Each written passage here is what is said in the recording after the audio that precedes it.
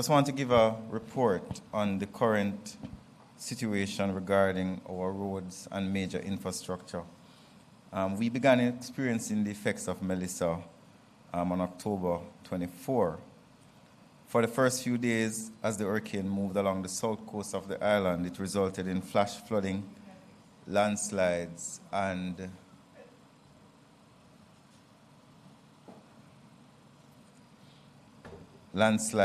block drains in several parishes, especially in eastern and in central parishes. On October 27, the hurricane made landfall along the western coast of Jamaica, resulting in a significant damage to roads and other infrastructure, particularly on the western parts of the island, Westmoreland and South St. Elizabeth, South Manchester, and in some places in Clarendon. It also had serious impacts in Trelawney, Hanover, St. James, and St. Anne. Based on the reports received up to early this morning, more than 151 roads have been reported affected island-wide. Of this amount, 134 are still blocked. We have fully cleared 11 roads, and we have partially cleared to single lane 41 roads, and we continue to work on 82. So let me repeat that. 151 roads are affected.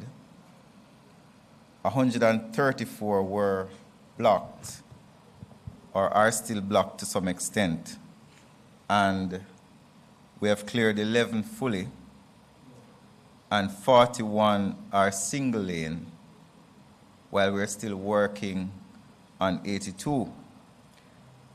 Now, based on our mandate at the National Works Agency, our central role is the immediate activation of our various parish offices to mobilize equipment and personnel to clear blocked roads and restore access to communities.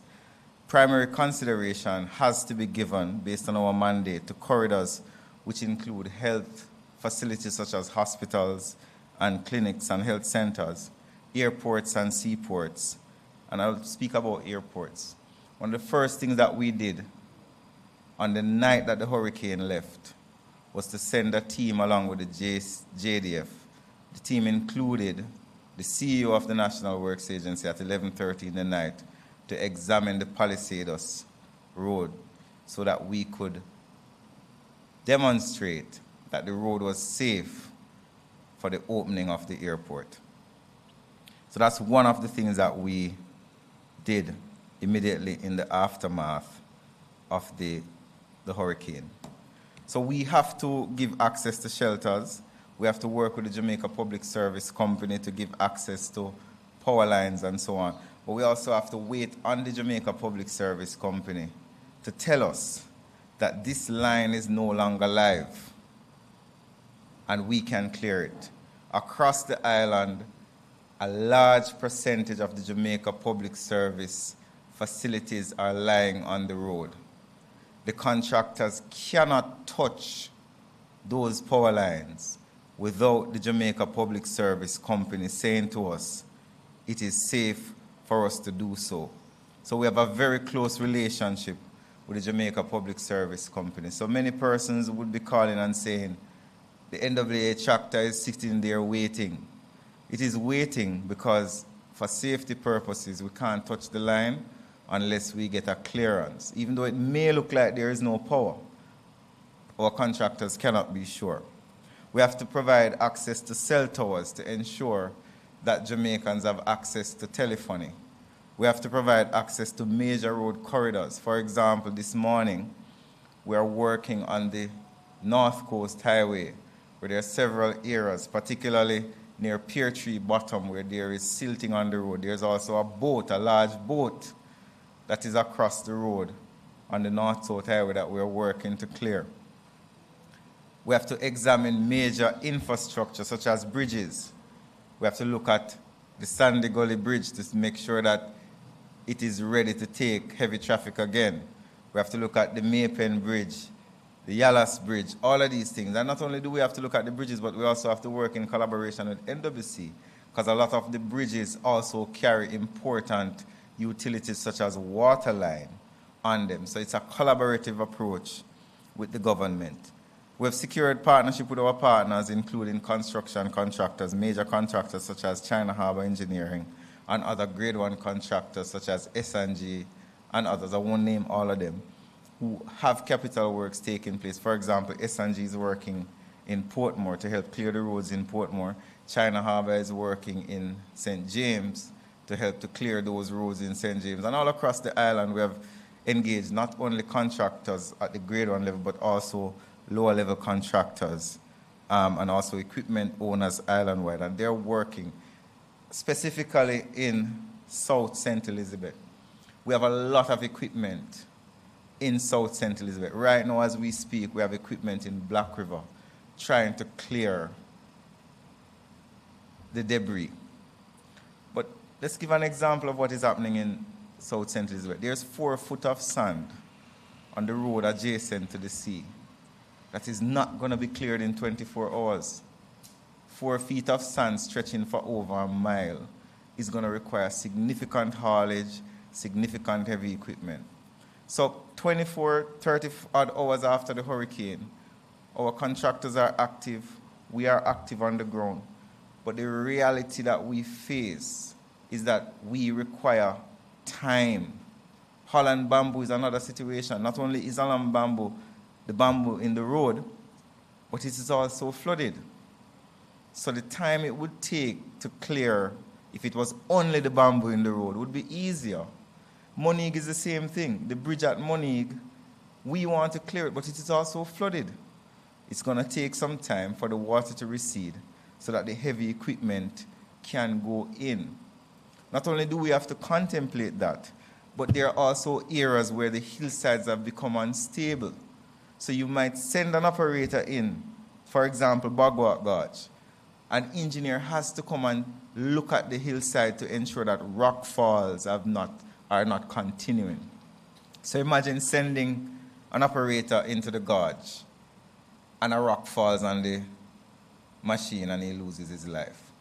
It would be irresponsible of the entity to allow that to happen. So there's a lot that goes in. It's not just sending personnel into an area to clear a road.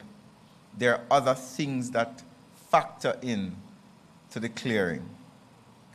So we are in collaboration with JPS, NWC, Office of the Disaster Preparedness and Emergency Management, and we continue to work. Our first priority is to give single-lane access, at least single-lane access to where roads are blocked, which includes removing fallen trees, clearing landslides, relieving flooded areas by creating additional drainage. Our 14 parish technical teams, along with support from other departments, are assessing the effects of the damage and assigning appropriate equipment to clear affected areas. And we've also deployed technical teams to look at our bridges and critical infrastructure where river training may be necessary. We're also engaged with our coastal experts. For example, we're engaging with Smith Warner to look at our revetments across the island to ensure that they are stable. We're also looking at our gully network island-wide to ensure that even though the rains have stopped, are there gully walls that have now become unstable that may pose a risk to life for people who live close to gullies. We also have to be looking at our traffic signal network island-wide. A large portion of our traffic signal network is down, so we have to be doing assessments of that as well. Several communities, especially in western parishes, which were impacted by the hurricane, have seen a significant number of their drains destroyed. We continue to conduct assessments and create access where inaccessible areas exist so that our technical teams can look at the damage that exists there and solutions can be made. The works to achieve the access are being undertaken by private contractors who are part of the agency's framework. At the beginning of the hurricane season, we would have put out a call to every single contractor who has a public procurement certificate to ask them, if there is a disaster, do you wish to participate in recovery? Our first call is to the contractors who responded of their willingness to put down their equipment to absorb some of the cost of clearing and holding strain until we are able to stabilize and pay them.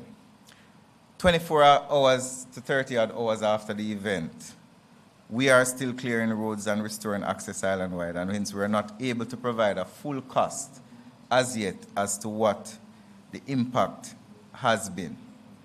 Our targeted approach is multi-pronged. Reopening of blocked roads first to at least single lane, restore drivability of main thoroughfares which have been scoured, assessment of critical infrastructure for safety, bridges, gullies, rock revetments, and river training, assessment of traffic signal network, collaboration with our partners, JPS, NWC, our telephone companies, ODPEM, and our municipalities, and also giving regular updates to the nation as to where we are in clearing and assessing.